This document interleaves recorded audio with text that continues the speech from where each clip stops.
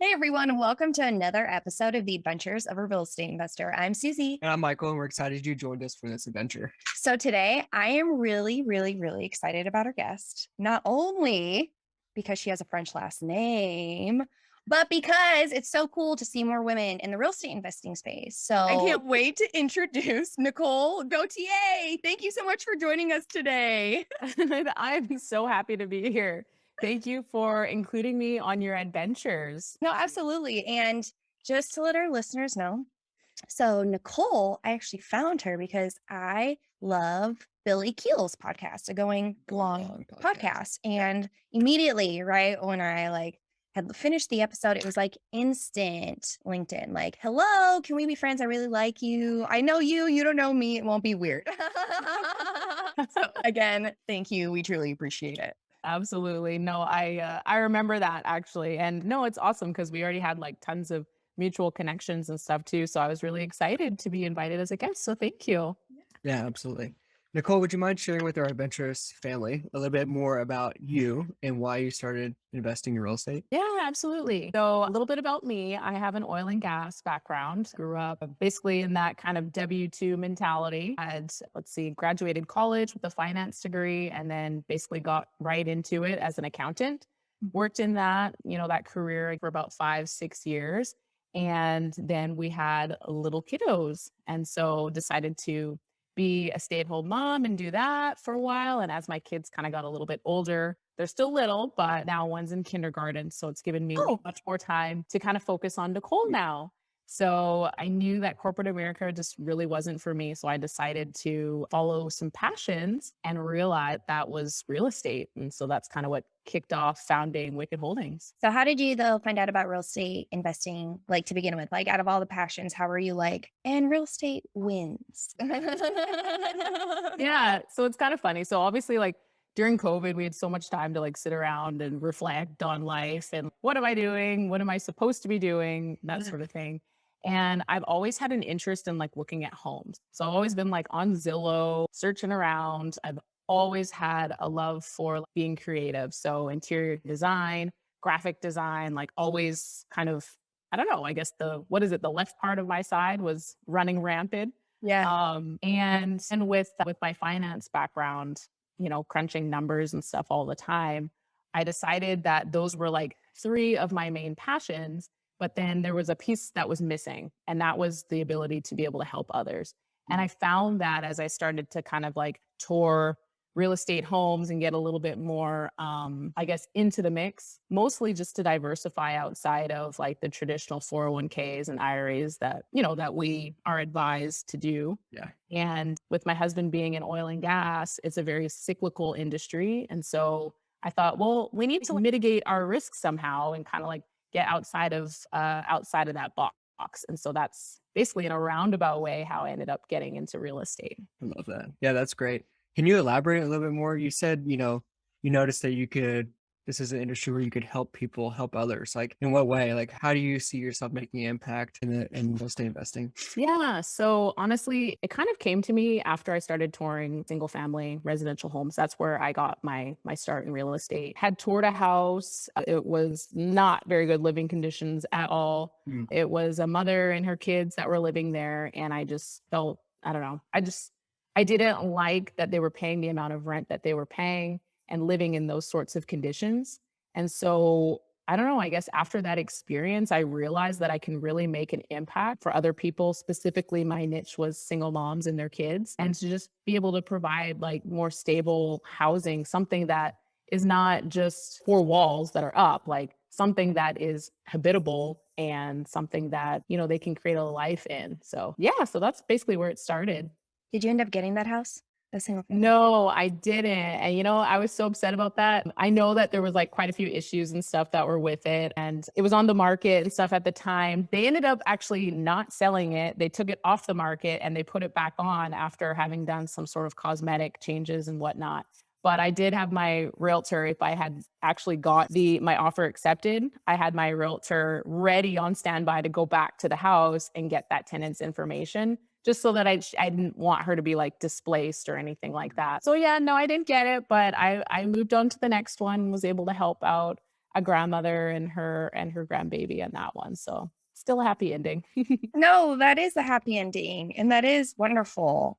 How so, like, I love, you know, helping out the community as well, but I sometimes feel like I get really connected or I don't want to say emotional. It's just an emotion that I feel, right? I get really connected with some of the residents. So how do you manage that, right? Because it's a business, but now we have emotions involved, which make it like really, I don't know, fuzzy. Very intertwined, right? Yeah, no, that's a great question because part of like my journey has really been to get out into the mix and get in with, the residents, really figuring out what the community needs and kind of like jiving well with the people that are in the area, like having them with helping me out on my projects, whether that's cleaning or doing the lawn, like hiring people that live in that community. I can pay them really well versus just like bringing my guys out from like the suburbs or something like that who it means nothing to them. Definitely connecting in that regard. But I don't know, I would say I've gotten a good chance to meet with the neighbors, but I try to keep myself a little bit like arm's length away from the properties specifically, just because the areas that I invest in are distressed communities. And I don't necessarily, not only do I not want to obviously be taken advantage of, but I don't want to purposely have that like emotional direct connection with the tenants. I'd rather have it with the community as a whole and being able to help, but like kind of on the sidelines, if that makes sense. I don't need my face to be shown to know that I'm trying to make an impact in doing that. Yeah. It's very stoic of you. Thank you. Yeah. No, and I know it's one of those things too where you have to like go in and look at properties from like a logical standpoint. So I've always invested with numbers, not with emotion. But I understand too that once you get into the mix and you've got tenants or you've got people that are dropping by asking about property and all that stuff, you have to protect yourself. And it's also kind of protecting them too. Yeah, Totally. agreed. Yeah, like at one of our properties, there's this woman and I just want to redo her apartment, right? I'm like, I'll move you into another one, like it'll be okay. She's like, well, I don't want to pay more. I'm like, either way, I really want to redo your apartment. And just like through the conversation, she was like, well, you initially came here for pest control, like just routine, right? With the whole property. And now we're talking about me moving and now I'm uncomfortable. And I felt so bad that I brought her flowers. And the next day I was like, I shouldn't have brought her flowers. I don't know what to do right now. Like I like I Yeah. but I don't know what to do because what happens? And so I get it, like, because I just want to make the whole community better. And then even when just when you like step foot a little bit closer, I'm like, oh, shoot. Yeah, no, that's what makes like social impact investing harder too, right? Is like you are like basing your ideas and your business plan on numbers, right? But you're also trying to make a difference too. And there's like that kind of fine line where you don't want to like overstep, but you have that, that caring nature about you that it makes you want to help. And Totally. so that's something that I've had to kind of like practice is like backstepping a little bit and being like, okay, like let me not be so involved in everyone's life right now. Yeah, absolutely. A couple things more to say about that as well is like our investors know that we put the residents first, right? So if there's an issue that comes up, where we have to dip into some distributions to fix it, to make an actual safe place for the residents to live, we will do that, right? And Yeah. they'll be fine with that. And that's just how we. Well, yeah, because even run with our that, right, business. like the resident will feel valued. If they feel valued, they might not move. If you have less turnover, like that little dip is Dave. right way better, right? Like Mhm. with our return on investment, when it as opposed to like turning an entire unit that somebody destroyed because you didn't fix their stuff. And I'm like, no, please. Yeah, no, you definitely save on the back end. Like when your tenants are happy and they feel like they are loved and being taken care of, not being taken advantage of, then yeah, you end up with much better returns on the back end too. And I think it takes a special kind of investor to also be in agreement and love the fact that the residents come first. Yeah, absolutely. But without them, we have nothing. So Yeah. it just makes sense. For So you sure. mentioned you wanted to help more and more single moms. Like now that you're accumulating these properties, do you target, like, do do you do like a marketing campaign to like target single moms to help fill your properties, or how's? Yeah, so it kind of, once I got really, really deep into it and I was talking with like my property management as we were trying to like screen tenants and getting applications and stuff, I realized like, well, there's a discrimination, fair housing Oh, like really? laws that are involved. And so I couldn't specifically like target them that way. Just because I mean, if an application came in and it didn't fit that demographic, we couldn't just like throw it off to the side and be like, ah, we didn't see that, you know? Right. So it's been nothing like that. It's been more honestly trying to connect with like charities and organizations that are local to me that have that specific niche. Mhm. So like talking with the Women's Home is one organization that I've kind of, I wouldn't necessarily say like partnered with, but I like to try to help out there and, you know, supply donations and just kind of like check in with them. As it relates to this other organization, Family Ties, it's been another place that I've been trying to get a little bit more involved in. I had some ideas in terms of like how I could possibly partner with them with using like our home as potentially lease agreement with the charity, and then having the women that are housed in their temporary facilities come and live it at my home, I guess, my rental, as more of like a permanent solution. We haven't quite gotten there yet. We're just trying to like figure these things out, I guess. But I think that more like falls into like my end goals of having a women's facility that's like got resources for the kids, resources to empower the women, workshops. Like there's a lot to the mix that I guess I can't like completely divulge in a sense, but that is like definitely the target that I inevitably want to help out in this new development. No, I love that, and, like, what stuck out with that was, like, almost the donations part, and this is something that I've done, and it's worked, and so maybe even I mean, you can do it with single family, you could do it with anything, but, like, with one of our properties, I was, like, actually at the property turning units, trashing them out or getting people's stuff out if they left it behind, painting, all the above, which that is a whole different story, but the biggest part of the story was that, like, I was realizing, like, we throw away so much stuff if people leave it behind. What can I donate? And one of those trips, I was able to donate like over 100 pounds of canned goods, which is Oh, huge. wow. Yeah. And Yeah. like, and if their apartment is clean, right? Like, there are no like pest issues. Like, I wouldn't have to call pest control. I'm like, all of these clothes can be donated.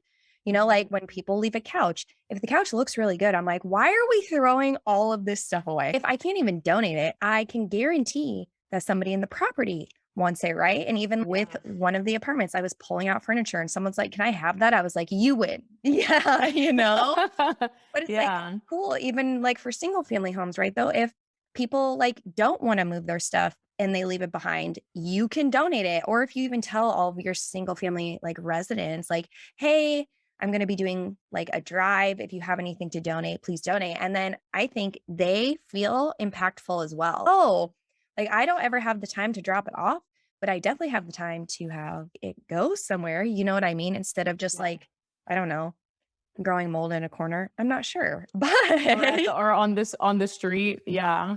Yeah, no, definitely. And that's the biggest thing too, is like some people people forget that yes, you can write checks and you can donate money and like nothing's wrong with that.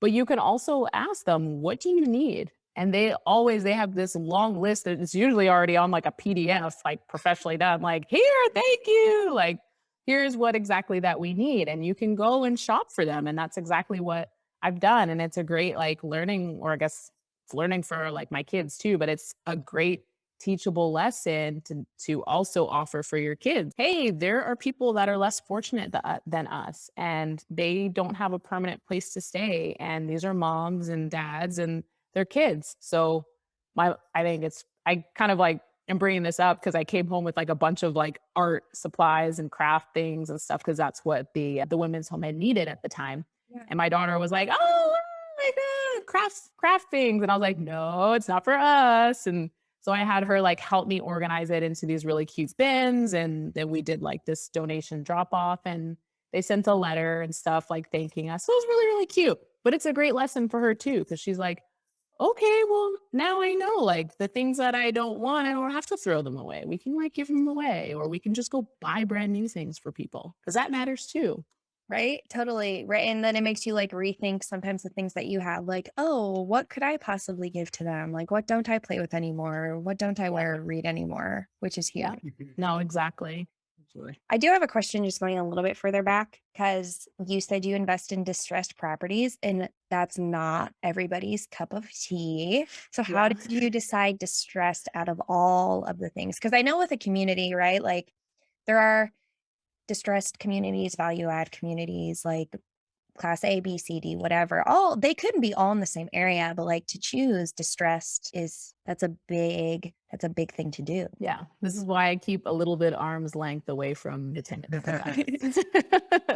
Because of that. Again, it's, not being taken advantage of and stuff. But honestly, no. So it kind of started, my first kind of like foot into real estate was purchasing some raw land in inner city Houston. So it was like in Third Ward.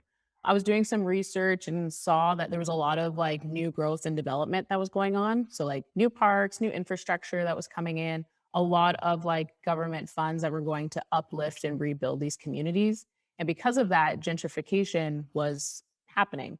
Yeah. So I focus on distressed communities, specifically the ones that are gentrifying, because those are the ones where I can still go in and really connect with the tenant base to make sure, one, that they're not being displaced, but two, that whenever I get a chance to know them, like I've been on site before and they've asked me questions like, how did I've heard that you can buy houses with like no money down, because this house that I ended up buying was a burr and it was like total, like we stripped that thing down to the studs. It was scary going through. Oh, But it also like brought up a lot of like traffic because people were curious, because that's not something that you see often over there, is someone that looks like them that's also in the community that's rebuilding things and rebuilding it in a way that, I'm open and I'll talk to the people and I'll just be honest. So I had kind of like a little lesson one day, like on site. Yeah, you can use like hard money, you can do private money. Like this is da, da, da, da, da. And I like went through it and their eyes were just like,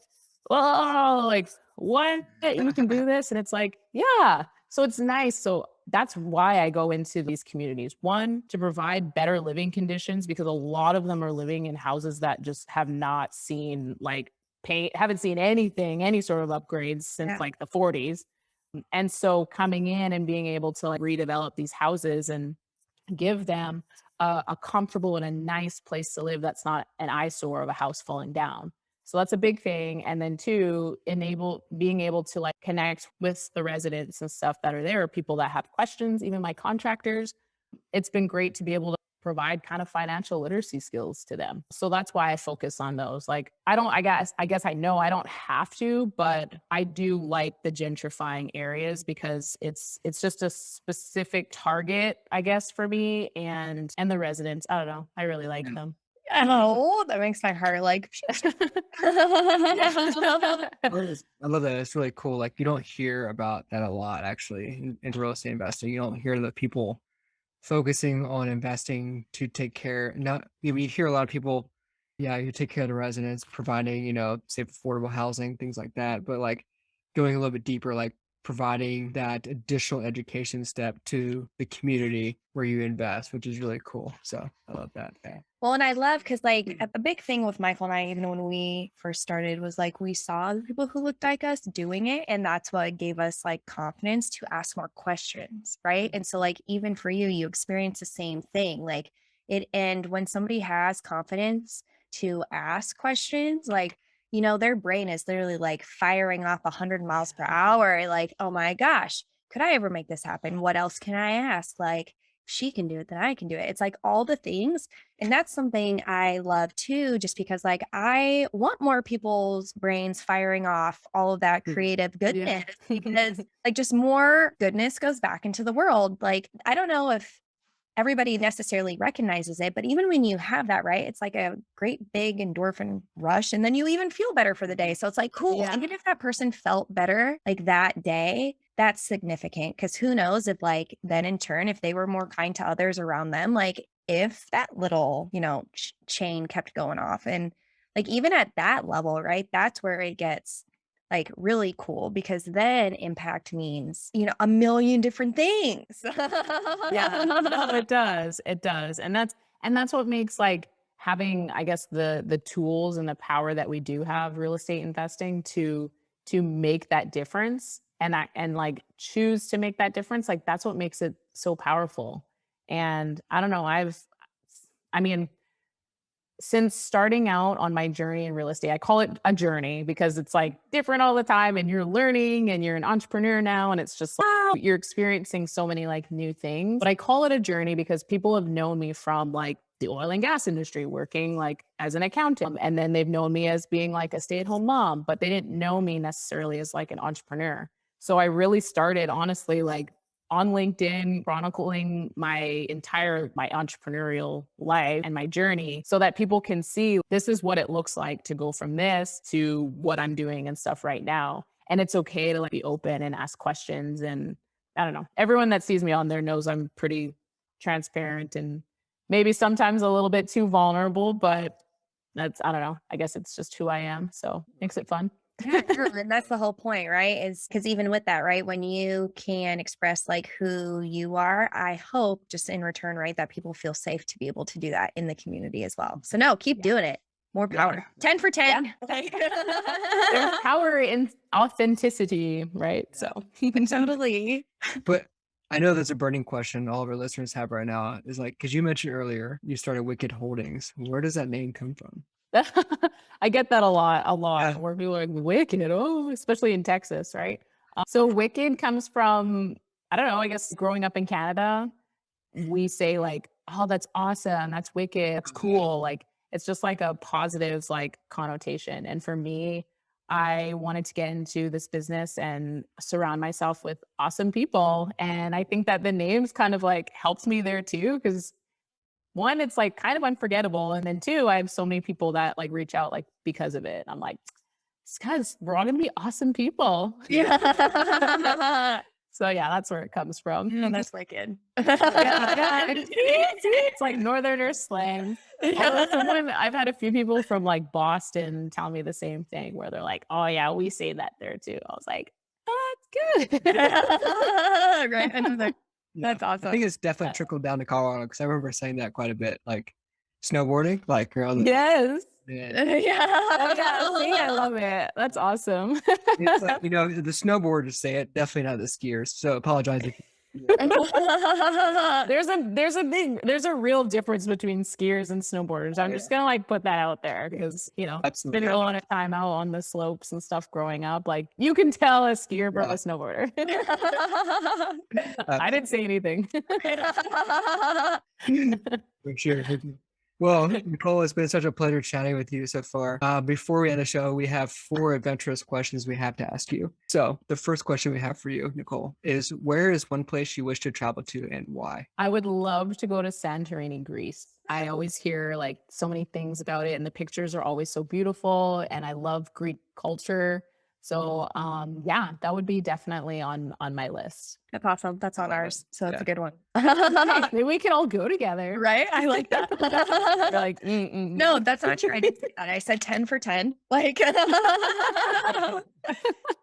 then the second question is, what is one thing on your bucket list and how are you leveraging real estate investing to achieve it? Bucket list, definitely financial freedom and independence. Like right now, we're in that, how do you put it? Like kind of like moving out of that scarcity mindset into the abundance mindset. And there's a lot of sacrifices that you make in order to get in real estate and start to scale. You're less inclined to purchase those material things. We've all read Rich Dad, Poor Dad and all of that fun stuff. But yeah, definitely just getting to the point of like having more passive investments and having that freedom to just kind of like do and live as we choose. Love it. I do too. Yeah, that's great. Yeah. The third question we have is, what is one piece of advice you have for someone who wants to start passively investing in real estate? Definitely getting educated, reading as many books, doing podcasts, talking to people. I would say following others that are in real estate that you admire, that you love their content, and not being afraid to reach out and ask questions. I mean, that's how I got started. And I was nervous as hell. And I was like, oh, I'm just going to do it. And I did it. And like now, like one of these people that I reached out to over a year ago is like now one of my mentors. And I never, ever would have thought that. So definitely just being like having that sense of humility. Get educated, ask people questions, don't be scared.